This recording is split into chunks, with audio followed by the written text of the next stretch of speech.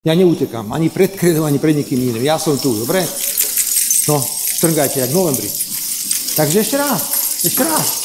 Mladý muž, chodte a postavte sa a chodte normálne. Tak, to je ono. Chodte bojovať na Ukrajinu, nech sa páči. Budeme radi. Vehementne sa chcem k tomuto vyjadriť, pretože sama som študent. Ale toto, čo predviedli títo študenti, je opovrhnutia hodné.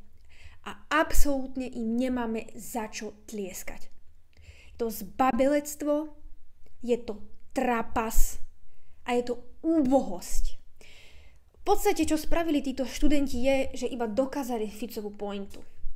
Dokázali celému Slovensku, že nie sú schopní argumentovať a nie sú schopní ani len pýtať sa otázky.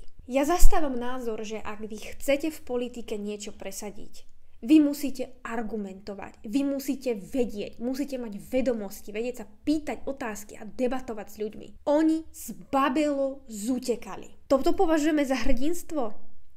Že tu typkyňa premiérovi vlastnej krajiny do nosa strčí ukrajinskú vlajku. Ty kde si? Ty si na Ukrajine alebo si na Slovensku? Ja sa pýtam, čo ste tým dokázali? Iba ste sa o seba spravili úplných maximálnych debilov. Títo ľudia sú presne tie typy internetových hrdinov, ktorí vypisujú na sociálne siete sláva Ukrajine, podpora Ukrajine, hanba ruským agentom, dezoláti, kolaboranti. A viete prečo? Iba kvôli tomu, že chcete mier. Iba kvôli tomu, že nechcete, aby bežný človek umieral vo vojne. Pretože poviem vám jednu zázračnú vec, ktorú vám možno vaši rodičia alebo učiteľa v škole povedali. Na vojnu vždy doplácajú chudobní ľudia a obyčajní ľudia.